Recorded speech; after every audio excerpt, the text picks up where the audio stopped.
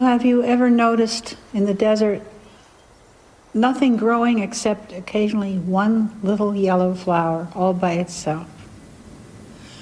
That's me.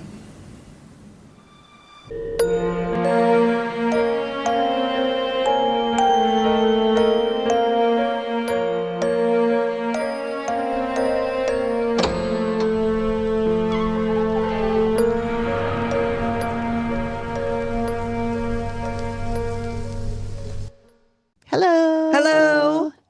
Welcome back. And thanks for joining us. We are wrapping up our series on the Dead Files episode Death Valley. And today we just talked about the documentary called Amargosa that came out in 2000. Mm-hmm.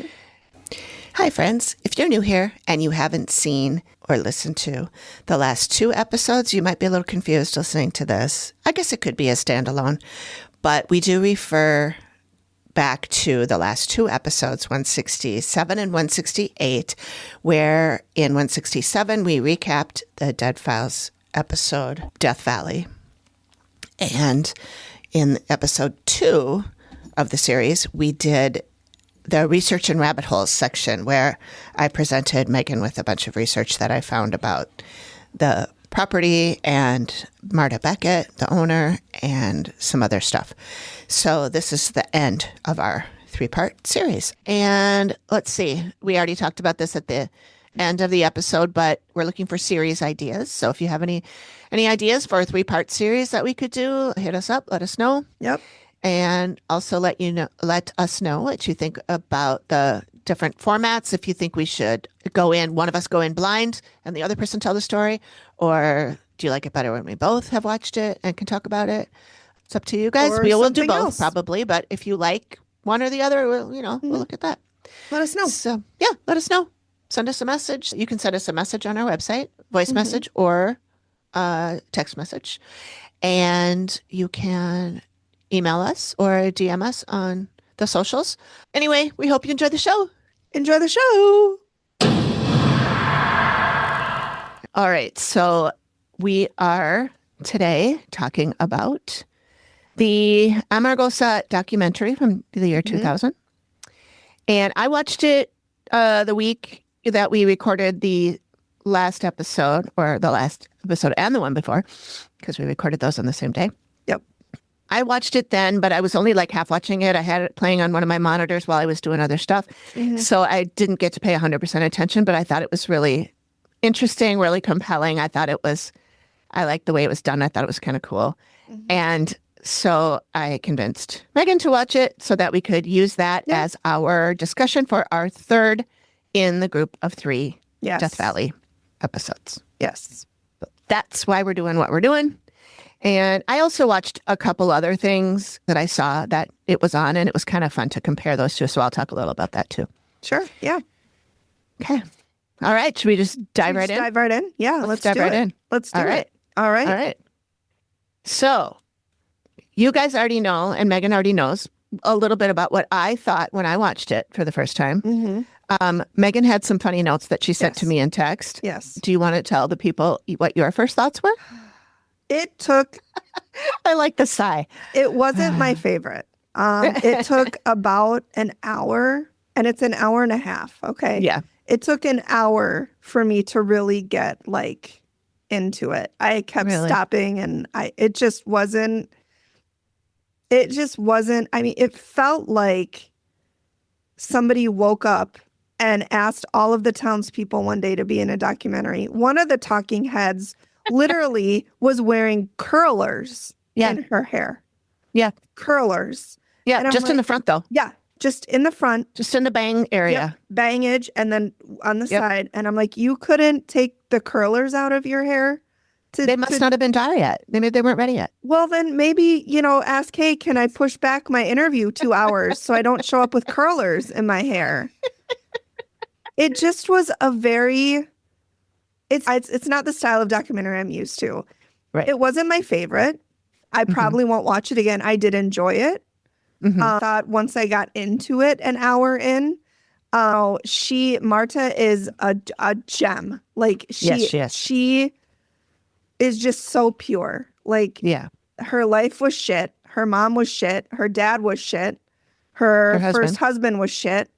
And through it all, she's just so positive and like almost childlike in a way. Yeah. Like she just has this optimism in the world that I probably wouldn't, I don't have, and I haven't had the shit that she had happen to her. Right. So Yeah. overall, it was good. It was a good documentary. I won't watch it again. Yeah. But I enjoyed it when I, watching it. Yeah. Once you got into it. Once I got into it after an hour. Yeah. See, it caught me right away. And I think there's a couple different reasons. And one of them you might have read if you saw my notes, but it has the feel of a 1970s after school special. It's kind of grainy. The cinematography or whatever is Very kind of grainy. amateur. Very amateur. And it looks, I mean, I don't know if I'd say amateur, but like not Scorsese. Okay. Yeah, right. Well, it's not that. Yeah. But it's, I don't know. I've seen so many movies from the 70s that are like teaching you about mental health or, the kind you'd see in school. The kind that, if anyone's my age and you know, or maybe they even still had this when you were in school, like a reel-to-reel tape that they roll into the classroom, the AV person would roll it into the classroom and you'd watch the video. You probably didn't have that. I mean, I was still in school in 84 when you were born, but by the time you were in school, I'm sure they were moved on to digital shit. Yeah. But it just has that feel of like the movies that we were told to watch in junior high, grade school, junior high, high school. I could see that. Yeah, I could see that. And I always liked those. Everyone was like, ugh. Or they'd be like, yay, a movie. I don't have to do anything. I'm just going to sleep. I watched them because I thought it was fascinating because I've always been fascinated in filmmaking and stuff like that. So I found that really nostalgic and really sweet. And even the font and the voiceover and like all of that, it just seemed, and it's only a 26-year-old movie, which that's old. That's old. But it's not a 56-year-old movie, but it looks like it is. It does. And that, like, I couldn't believe when I looked it up, it was 2000. I was like, I would have put this in like the 80s. Yeah. Just by, like you said, the font, how it was done, the shots they used, just the whole style of it. It was just very amateur is what I'm going with. And then when I learned it won an Emmy, I almost shit the bed. Yeah. It won an Emmy for cinematography. Yes. 2003. Yeah. Which means it was on TV. If it won an Emmy, obviously it wasn't a, cinematic masterpiece. It wasn't, in all the theaters. But it was probably just shown on TV. It's probably like a Monday night special on some weird cable channel. Yeah. Because I'd never heard of it until now. Not that I would have. It's not exactly my genre. But they did talk a lot about ghosts. She did talk a lot. She's real woo-woo. So she did tell the story. She's in it quite prominently. She is 76, I believe, in this. 76, 77 in this. And she lived for another 17 years after that movie. I know. Isn't that nuts? Yeah. I know. Yeah. Well, we saw her in 2013 on the Dead Files, and she was very rickety back then. She was not standing, and that might have been after she broke her bones. I don't remember when that was. I should have looked it up, but I did. I think I did at one point. And I forgot. And then she started doing all of her performances in a chair. Yep. But so she was, pretty rickety back then in 2013, and she lived, till 2017. Yeah. So, 4 years. I was going to say 5, but don't worry. I'm here to check extra your math. Thought. Thank you. I'm here to check your math. That's what I'm here for. Thank you. Good. I'm glad somebody is. That's why they bring me on to everything is the math checker. The math. Yep. Known as the math girl. That's what they call me. Yeah. That's right. I will say the ballet, when we were watching the movie and the ballet she described about the girl who fell in love with the boy and he said he would be waiting for her. That was heartbreaking to me. It was. And she ran home to check the stove and then she realized she could never leave her mom. And that was very, like, I love ballet. I think ballet is beautiful. Every ballet tells a story. Yeah. I just think it's really pretty. I just, and she was, to be able to do what she did at 77. I know. Yeah. They didn't show a ton of footage of her dancing when she was younger. No, So they didn't. I don't really know what she looked like when she danced younger, but like I mentioned in the last episode, when I first saw this and they were showing her dancing now, meaning 1999 when they were filming this, and her little legs were just like her little ankles were like wobbling and Yeah. she looked like she was going to fall. Mhm. And I thought I'm worried about her. Well, she Yeah. did that for a long time before she actually did hurt herself. And I think she hurt herself by a fall. I don't know if she was dancing or if she was gardening or who knows what. But she is definitely a good dancer. You can tell by the way she holds herself. She's got the form, and her life is fascinating. As starting as a dancer in a ballet corps in New York City, and with 30 other dancers or whatever. And then she did do some stuff solo. She did have some solos because we talked to her former partner, one of her former dance partners, Paul. He's a sweetie. Oh my God. I just wanted to, You could so tell sweet. that they were genuinely liked one another. Right. Yeah. I mean, the fact that he was in a documentary fucking 50 years later shows you that. Right. Well, and in the documentary, part of like the underlying story of the documentary is that this Paul is bringing together a bunch of people, old people that Marta knew back in the New York days, bringing them out there to watch her do a performance. I'm sure he's thinking this is going to be one of her last. Yeah. And little did he know. She danced for another 12 years. But he brought all these people out that I assume they met in Las Vegas, and they took a bus out there to the place for that evening. So that he did this whole evening for her where he got all these people together, all these old friends of hers, all these fans of hers together to do this performance. And it was very sweet of him to do. Such a cool idea. So cool of all these people who are like, yeah, I'll do it. I'll go see her. So it was very heartwarming, I thought. And she got all nervous and, it's very sweet. Yeah. And then they show the end where she gets to talk to, and not the end of the performance, not the end of the documentary, where she gets to meet and greet all the people that came to see it and people that she hadn't seen in a long time. And then they all talk to the camera about how much they loved her and how great she was. And it really did seem like a wrap up. Like she's on her way out. We're wrapping it up. Yep. And then, she like I said, lived another 12 years. Yeah. She lived another 17 years. Yeah. Danced for another 12. But yeah, she's incredible. Yeah. She really is. I mean, she was an artist. She said she said for the first 6 years of her life her art was very much encouraged by her mom, and she had paintbrushes and oils and all. And I mean, a lot of the times when she's doing the interview, she's painting this beautiful ballet scene. It's just so much talent that she had. Extremely talented. And like super humble. Yeah. I mean, she just says my art is my world. Yeah. And she talked about the murals and how people were saying, why would you spend all this time painting all these murals when you don't even own this place? She was renting it at the time for $45 a month. And it could be knocked down tomorrow. And she said, I don't care. The thing that's important to me is the joy of actually painting. Yeah. I don't care if anybody sees it. Yeah. I don't care if they rip it down in 2 years. I don't care. I enjoy doing the painting. And she was the same way with her dancing, which is why she put performances on every night, even if nobody was there. Yeah. Yeah. And that was such a weird and cool take on life and how to live, think about things. Yeah. Yeah. She's really cool. She was really cool. One thing that really stuck out to me was she was giving a speech to photographers about like how to be an artist essentially and how to do that. And one of the questions was, when people in your life resent the amount of time that you're devoting to your art, how do you deal with that? And she started to cry because she didn't have an answer.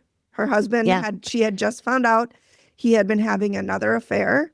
And, to me, that was a very poignant part of the film, because it's essentially, she's saying that, your art becomes your life, and to really pursue it and work on it, it has to become your life, and people just need to move out of the way or support you. And he couldn't. So, and then she said about half the people in the audience started crying with her and got up and left. Because I'm sure that happens to a lot of people. who are into something. It doesn't have to be art. Mm-hmm. I was just watching a murder doc this past week about a woman. She was a bicycle racer. Mm-hmm. She started out as a skier. She was very athletic. She started out as a skier. Her name was Mariah Wilson. Carrie? Mariah Wilson. And she was a skier, and then she did something to her knees or something, and she couldn't ski anymore. Mm-hmm. And so she became a bicycle racer, Mm-hmm. and she got into the whole racing thing, and she was like winning all these. There's like thousands of people that go to these races, and she's in the top 3. So like she was huge. Yeah. And she had a boyfriend at the time, or long before she was murdered, actually, had a boyfriend, and he was being interviewed, and he said that, they were really great. They got along great. They had a great life together. And then she started getting more and more into the racing and things, and she didn't have time for him. Mm-hmm. And he said that she basically said to him one time, I don't need this. Yeah. I get all of my fulfillment from my racing. I don't need it to be in a relationship. Yeah. And he moved on. Yeah. And he was very sad about that. And but what can you do when you fall in love with somebody whose first love and true love is something that's not even a person? That's you can't not compete. You. Mm-hmm. You can't compete. Mm-hmm. So, yeah, that was an interesting Yeah. aspect of this too. It was, the documentary itself was good. It just wasn't like, I wasn't enthralled from. It wasn't the high get-go. quality. Yeah. There's some things they could have done differently. I will say there's some narration. It's not all the way through the movie, No. but it's in the beginning for sure. And then it shows up And a then little at bit the later end, on too. Yeah. Yeah. Like it wraps up the end. Yeah. And that is done by Mary McDonnell, Mm-hmm. who is a quite famous actress. If you Google her, you'd recognize her. She was on Battlestar Galactica. Mm-hmm. She was in Dances with Wolves. I think that was her first movie. Was she? She's the main lead with Kevin Costner. Yeah, yeah. Oh, really? Yeah, Wow. that's her. Okay. Yeah, that was her. I'm like, that voice sounds familiar. I got to look that up. Yeah. And it was her. Yeah. The other thing I wanted to mention, when I was mentioning the 70s movies, I just want to ask anybody out there who might be my age or older, Mm-hmm. if you remember a movie called Cypher in the Snow. Have you ever heard of this, Megan? Nope. Okay. It was a movie they showed in school, Mm-hmm.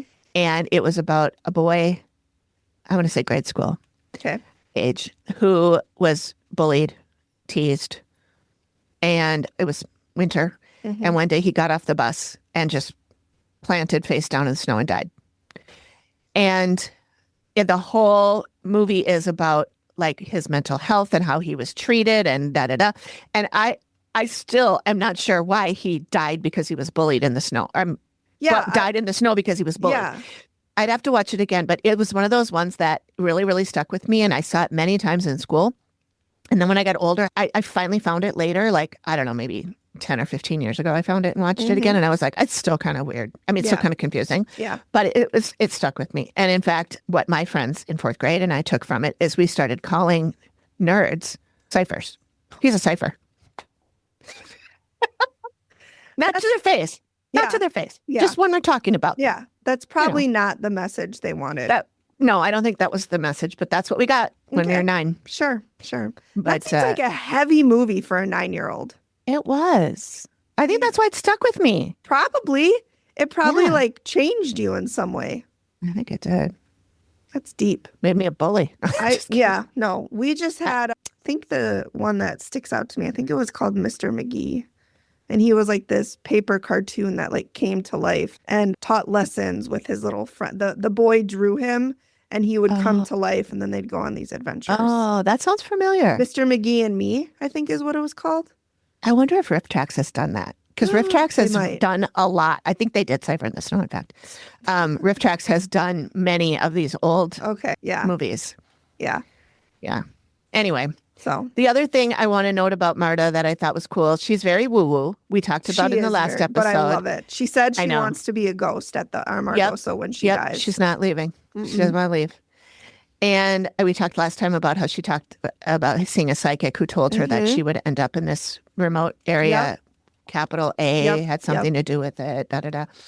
And she also told a story in the beginning about how she remembers getting ready to be born. Yes. And she like heard the doctors told her dad to close the window because it was cold and he closed the windows. And I was like, that is insane Yeah. if that's true.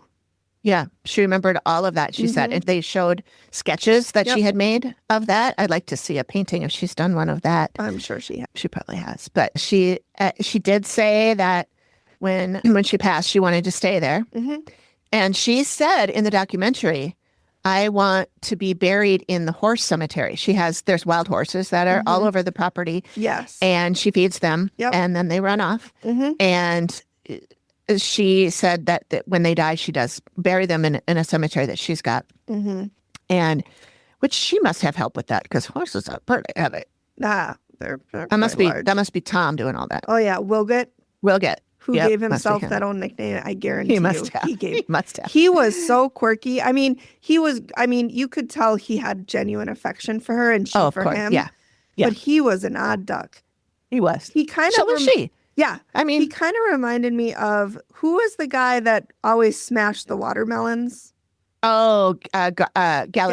He looked like a little her. like him, yeah. Him. Yeah. He also looked like Gerard Depardieu with the big A little nose. bit, yeah.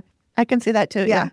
But they were just like a very sweet couple, Yeah. And I don't know if they were a romantic couple so much as like Just besties. just like bestie couple. But they were very sweet. I just think it was funny that when it said his lower third, it said Tom Wilget. Wilget, yeah. And I was like, okay, Tom, did you give yourself that nickname?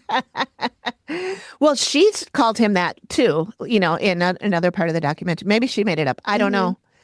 But it was cute. But I just loved her because she was like, I don't give a fuck what people think. I'm going to do what I want. Yeah. She was at probably the height of her career as a ballerina, moved out to the middle of nowhere, population 10. Yeah. To be this dancer. And no, she didn't give a fuck. People are like, why are you painting stuff if it's going to, it could get torn down? She's like, because I want to. I want to. Like, gives me joy. Not? Why don't we all just do what gives us joy? Why don't we all just fuck? Who cares what other people think? That's right. Who cares? Like, do what makes you happy. Yeah.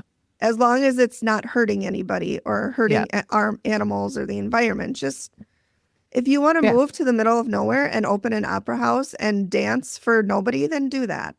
Do it. She was just pure. Like she was the so best happy way I could done describe her is she was now watch me find out she was a real hag. I know, I hope not, but I hope not. I don't no, think so. she made, in my opinion, she made the documentary. Oh yeah. Granted it was about her, but it could have just been only her. Yeah. So I think in that way, the documentary was well done in that they asked the right questions when they interviewed her. They picked the right things to talk about because there's stuff that got cut out. Of course. At one point, she said she likes animals more than humans because animals don't expect anything from you. And she's like, animals are only mean if they're threatened or they're hungry. Yeah. She's like, so I like animals more than humans. And I'm like, same, Marta, same. Yep. Yeah. Well, she'd been fucked around by humans her whole life, even people that she's supposed to trust. Her mom told her that the reason that her dad was having all these affairs and left was because of her. Because he couldn't love her mom after she had the baby. Right. I was like, fuck you. And then she stole all her money. Yeah. And then in the stock market. Then she gambled it away several times. And then when Marta was doing a performance, her mother intercepted all the newspapers and had them write a story about her instead of Marta's performance. Yeah. I'm like, what kind of... She sounds like a classic narcissistic mother. Oh, yeah. Yep. And her dad was not too much better. Her dad used to take her with him when he went to cheat on his mom. They'd go to do carriage rides with the nice lady. Yeah. So, yeah. And that I found out I started to read her book. I didn't buy it yet, but I read the sample, which is like it's like first 5 pages or something. She gets into that right away. But then her husband, same, not great. Just affairs. And she said, if he just had an affair and, fine, but don't rub my nose in it. And that's what he did. And he nearly destroyed me by doing that. Yeah.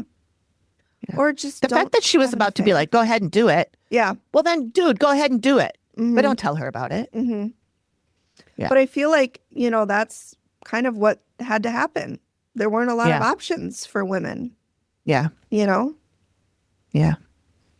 But after all that, she was still like so happy. Like she was just happy. Her art made her happy. Yeah. Oh yeah, I made a note of all the different things that she did. She paints, draws, dances, mimes, plays piano, sings, and writes. And choreographs, Oh yeah, choreograph. because she Yep, choreographed all of her ballets. that's right. Yep. Yep.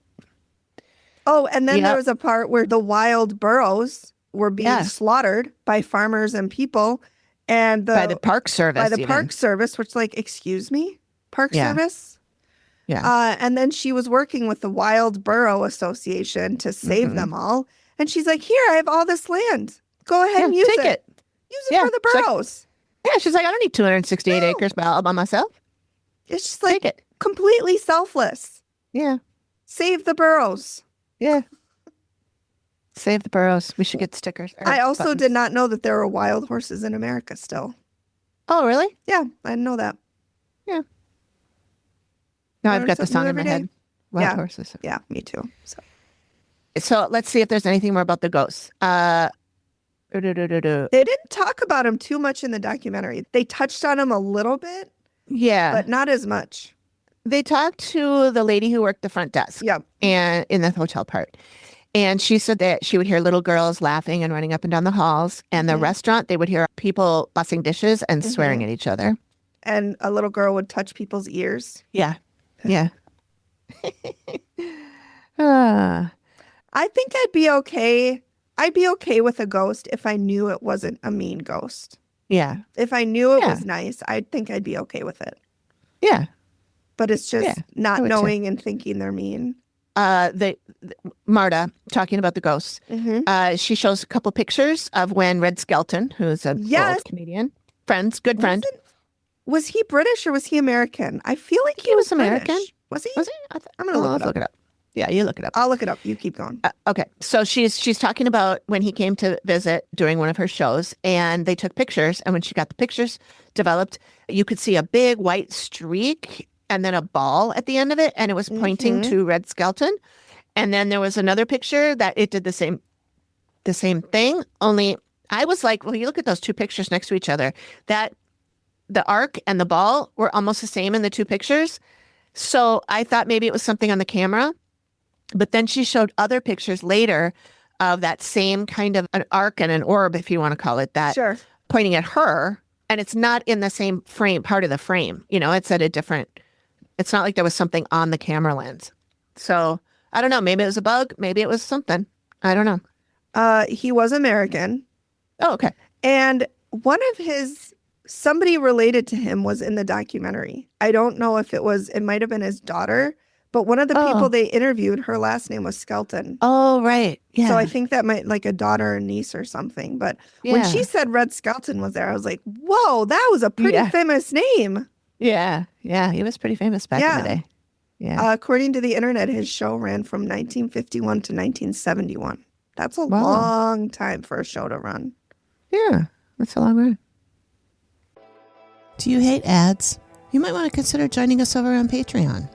Tiers start at $3 a month, but all tiers get equal access with perks such as ad-free episodes that drop earlier than the public release, virtual happy hours where we swap ghost stories face to face, and other exclusive content like behind-the-scenes stuff, extras like bingo cards, and bloopers and outtakes too. Join our tight-knit, witchy cool community that actually gets your paranormal memes. Creep on over to patreon.com/theactivitycontinues. We hope to see you in the Haunted Lounge. Oh, I wanted to go back to how she would talk about the animals. First of all, when she was hee-hawing at the donkeys, that was adorable. I was like, that was the cutest thing. It's so cute. I thought it was them at first. And then they too. show Like, her, you're a it's her good doing it. Donkey hee-haw. That was very cute. It was I was like, okay, but like, Marta, do you know what you're saying to them? Like, you could be swearing at them. You could be. You don't know. Yeah. I'm sure she has another kind of connection with Yeah, them. I'm she sure. does. Mhm. But she said she wanted to be buried in the horse graveyard. But she was cremated and scattered. So I'm wondering if she was okay with that. If she really wanted to be buried hope and they so. cremated her. I hope she just changed her mind I hope she did. in 17 years instead of them just doing that on Yeah. their own. That would bum me out. That would, yeah. I don't think Tom would have done that. No, I think wouldn't think so either. Tom seemed, I mean, I don't know if he was around when she passed, but I don't think he He would was. have. I think. Oh, no, he wasn't. Wait Oh. a minute. I want to say he died in 2005. Then what would she have done? Oh, she was being cared for by Rich and Mary Lee from the Dead Oh, Files yeah, episode. yeah. Yeah, I think Yeah. he died in 2005. But he was hilarious. Back to Mhm. him. I know we talked about him a little before. Tom Willet, Mhm. aka Wilget. They show him chasing an emu I around. know. He was such like he's like, I just like to get up and go on my wheelers, and then he's chasing an emu. I'm like, Tom, what are you doing? A four-wheeler just blah. And He's then like, they I show like him to later put my he's feet napping. up on the four-wheeler, and then I just go. I'm like, Tom. Yeah. And then he's in a truck just literally snoring. I'm like, Yeah. He calls that compound low. yeah. Their relationship was very cute. It was adorable. Like it yeah. was so like they really enjoyed each other's company. Yeah. And it was a good life for him too, because like he got to do fun stuff with her and help out, which I'm sure is one of his, love languages, is acts of service, because he was always doing stuff. He would around dance there. with her and like Yes. show like the one that they showed, one of them was called Gossip, and he was dressed up in like this big bonnet and Yeah. it And was then fanning themselves and and then talking and gossiping gossiping all mimicking and it. Yeah. Yep. It's very cute. Yeah. And he's got a train room where he's got Yes. this train on, it's high up, like, chest length to him, I guess. And he's got this train that it actually goes around, choo-choo, around. It goes out the window, back in the other window. He's now building it in, it's built into a next room, which I believe he said was Denver. The first one is New York City, Denver. And then the bathroom is Death Valley. Yeah. And he's thinking about extending it to the house next door. And I was thinking, I don't think this is still there, but wouldn't that be an amazing thing to go look at? Yeah, it would. I It's imagine probably that not. the weather probably would they'd probably have to put a bubble around all the houses just to keep it safe, because the weather is goofy there. So I don't think you could go outside, have it But be maybe outside and stuff. maybe they could reroute it so they took down the stuff outside, but they still kept the stuff inside, so it would still go. Or build a tunnel, like Yeah. I don't know. I don't think they did any of that, but I thought it Probably would be not. really cool to go back and see, because he was really into that. It looked really cool. Yeah. He was, they were just, at first you're like, you're really weird. But then you're like, no, you're just enjoying life. And you, again, don't give a fuck what people say. That's right. Get on Chase that emu, Tom. You live your life. That's right. Oh, No, it was- they seem to have so much fun. Okay, the more I talk about it, the more I actually liked the documentary now that I'm thinking about it. There were a lot of really sweet, heartwarming things about it. There and were. I found, I will watch it again, because I asked my mom if she knew who Marta Beckett was, because my mom's a dancer. She was a huge dancer, yeah. Yeah. And she said, oh, she looks familiar. I think I know who she is. And she said, was she from here? And I said, no, she's a New York girl, but I guess I'm not sure where she was born. I think she they was said it born in the New York, documentary. I thought so. because her mom was New Yorker, I believe. Yeah. I thought. Yeah, anyway, I that don't makes know. sense. So anyway, I'll probably watch it with my mom at some point. I want her just to see the dancing, and I'll report back. Yeah, report back. That will be an interesting event. It will be interesting to see what she says. Yeah. I think at the end of the event, when she's saying goodbye to everybody and she's saying, let's do this again. Let's do this again. And I'm like, this is not going to happen again. This took a really long time to get together there. This is not going to happen again. And she said, before the turn of the century. Yeah. Meaning 1999, which is I'm Yep. sure when they filmed it, or maybe they filmed it in 98. Who knows how long they took it to put it together, but it came out in 2000. But she kept saying before the turn of the century. And Paul, her ex-partner, dance partner, he was like, oh, maybe, like he didn't want to say, no, that's not happening. And he just said, no, maybe.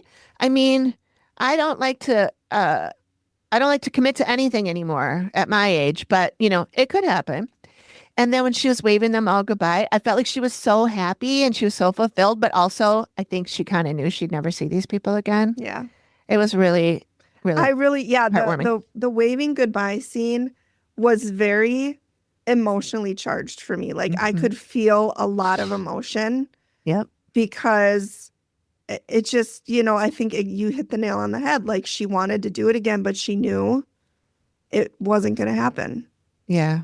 It was like I think deep down waving she knew. goodbye, literally goodbye. I'm never seeing you again Yeah. in this life. I'd be curious to know if any of those people came back in the next 17 years, because we said she did live quite a while. I mean, I think a lot of them probably died. I mean, they weren't, young then. Yeah. Yeah. Yeah. And to That's live to 92, which is how old she was, is not true. common. Yeah. Yeah.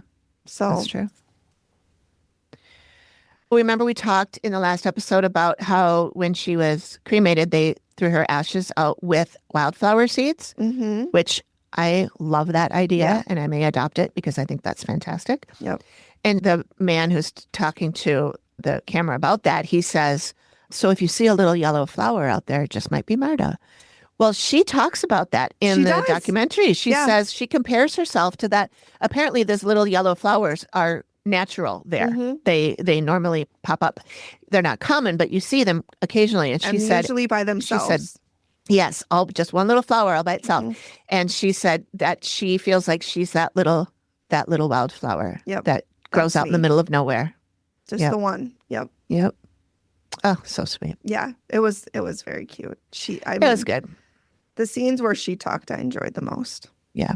Yeah. She was very interesting. I need to read her book. I think I'm going to get it.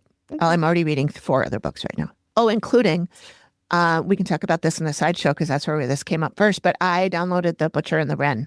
Oh, okay. And let's talk about it. I started listening to that. Yeah. I want to ask you and the listeners this question. Okay. Would you rather be in a place like New York City, bustling, busy, people all over, or a place like Amargosa, where you're like just you and like 2 people and however many animals you want? I know there are happy mediums. You don't have to do this, but if you had to pick one or the other. New York. I'd want to be in New York because I'm too much of a social butterfly. I like to go out. I like to do stuff. I like to, you and I go out for stuff, and I couldn't do that in Amargosa, a place like Amargosa. No, I couldn't. John, my husband, that would be his heaven. Really? Oh, he would love it. He would love to not have to go anywhere, to not see anybody. That would be his heaven, but I would need something. I definitely would pick New York City. I would pick New York City over anything any day. And I'm an introvert for the most part, but I do need to recharge my social battery by going out and seeing people. Yeah. And I like the hustle and bustle. I like laying in bed and hearing the streets and the trains and the people talking and all of that. I know that a lot of people don't. And I also like laying in bed and listening to the birds, So I like both. Hate the birds. But no. Not the birds. Not the Alfred Hitchcock birds. But shut up at 5 a.m. Just go the fuck to sleep. Shut the fuck up with your fucking blue jay ass yapping. Oh, yeah, the blue jays, God, they're annoying. Blue jays. I know. I like all the other ones, though. Yeah, I know. I do, too. We have a lot of robins and a lot of cardinals. And, plus, I also like, if I'm in the middle of nowhere and somebody comes and murders me, it could be months before somebody figures that out. Yeah. No, I don't like that. You won't care. You'll be dead. You won't care. I know, but my body will be decomposing you won't be there. I don't want it. I don't like that. I don't think you'd care. That makes me You're not there anymore. You've moved on. I know, but I don't like in my opinion, you've moved on. Not my mom. She thinks that she's taking it with her. What? What? What? She thinks that she's going to have the same body when she's dead in heaven. She's going to be walking around in that old carcass. That's why she doesn't want to be cremated. Oh, okay. Yeah, I know. All right, I know. Okay. Do whatever you want. I don't care. It's not my problem. Nope. Okay. Yep. All right. So that's good enough on the documentary. I want to talk about the other things I watched. I'm not going to talk a lot about the other things I watched. I did watch the Bilbo GA episode where he went there, and that was in 2010. Okay. And I didn't really take many notes on that. He was his old self. Yeah. I mean, he wasn't that bad, honestly. I was like, oh, he was And he was But real I sweet think with he was Marta, still but relatively new at that point. Like he had maybe, I don't know when they started, but it was season 4. It was Okay. season 4. So yeah, Um, yeah. But what was interesting is it was Nick Groff Mm-hmm. and Aaron Goodwin. They were the only 2 that were with him. So I was like, oh, Nick Groff. Okay, I know him now because him and his wife. I follow them on all the socials and stuff. And Plus, they're didn't really they cool. have a big falling out With him, with him? Yeah. Zach, yeah. Yeah, yeah. And then Aaron Goodwin, he's the one whose wife tried Yeah. to kill him. Or Just have him like a killed. couple years ago. Yeah. She just got sentenced, I think, recently. Yeah. So anyway, that was interesting. I won't give that one Mhm. too much more attention.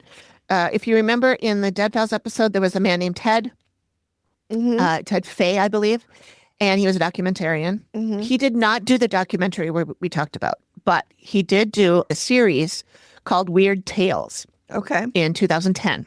And I found it on Tubi. Mhm. Episode 4 is about Marta and the Amargosa. Oh. Rich and Mary Lee are in it. Rich seems a lot more personable than he did in the Dead Files, I thought. Mhm. He talks about his experiences hearing ladies of the night at talking about their travel plans. Ooh. And he calls them the lovely ladies, which made me feel a little bit better about him. Oh, yeah, that's nice. This documentary talks about Kitty, Shotgun Kitty, Mhm. and the Tubbs Saloon. No mention of her being called Shotgun. Okay. And just mentions her, really, not that much, that she and her husband came there and started this brothel. And then another woman came in named Diamond Tooth Lil. Okay. She was a madam in another town. She brought her women there. They settled in a town nearby in Greenwater, but it's on the railroad. So the people in the town where Kitty was, some of the men would go get on the train and go to Diamond Lil's. I know. Diamond Tooth Lil, sorry. Mhm. Yeah. And her girls, ladies of the night, were not just there for the physical. They would cook for these men. They would mend their clothes. Wow. But her organization, her operation only lasted about 6 months because the guys would get sick of the same girls. And so she'd go to another town and bring all her girls to another town. Mhm. And then they were the new girls. And then, Mhm. which Then I found that whole thing pretty interesting. Yeah. I mean, that tracks. Yeah. And then Marta tells the story again about when she was putting the costumes away and she heard It went like this. Oh. Mhm. That was really cute the way she did it. Oh. They show an investigation done by an investigative team that was led by a woman named Maury Moots. She was in the GA episode, and she goes with Ted, the filmmaker, and she is very respectful. I would say she's probably not one of the ones that the ghost got really pissed off at. Sure. However, the boss man is the one that Amy saw too. Yep. The guy that was running things. And this woman said she felt something on her shoulder. And then she goes, if you are touching my shoulder, I do not give you permission to touch me. We definitely want to communicate with you, but hands off. Okay. Mhm. Which I thought was really Nice. interesting. Yeah. And she goes, if anyone wants to be touched by you, they'll tell you. Mm-hmm. Smart. So I thought that was pretty ballsy, but Mm-hmm. good boundaries. Mm-hmm. Yeah. And then they did another investigation. This is again still with Ted on Weird Tales. And it was in 2010, Okay. September of 2010. And this was the Central California Paranormal Investigators. They used a modular little voice thing Oh, that sure. they called it a PX. Mm-hmm. And Ted was just flabbered by this. He was like, you mean to tell me that when a word comes out of here, it's a ghost? And the one's like, it's energy. It's energy. So it's a blend between an ovulus and a puck, apparently. Okay. I don't know what a puck is, I but don't either. the internal sensors detect environmental changes such as electromagnetic fields or temperature and translates these shifts into words or sounds from a built-in dictionary, which the woman said had 4,000 words in it. So at one point, Ted is talking about a man who died there. And he goes, yeah, this old prospector, Lundblom. And then the PX interrupted him and said, George. And he was like, Whoa. what? It was. The guy's name Yeah. was George Lindblom. Yeah. But he never said George. Wow. The voice box The said voice it. did. Yeah. Yeah. And he was like, oh my God. Mhm. And then they went into this other room that was part of Spooky Hollow, and it was called the Sunset Room. Mhm. And as soon as they got in there, the box said sunset, and then it said room right after that. Oh my gosh. I know. And then they go into the cafe. The cafe was still open at this time. Okay.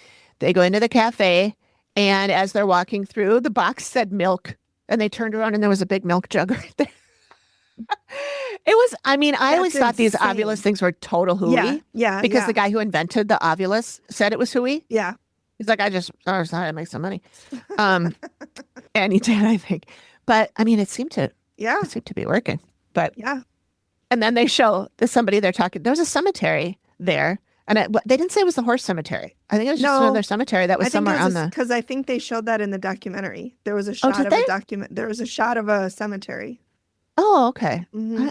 I guess I missed that. It I was just remember her very talking brief. about the horse one. Okay. So they're in the cemetery. This paranormal group is 3 women. Mhm. And they're talking about the things that they've seen, and they're going through their audio and their video and showing Ted all this after they've looked at it.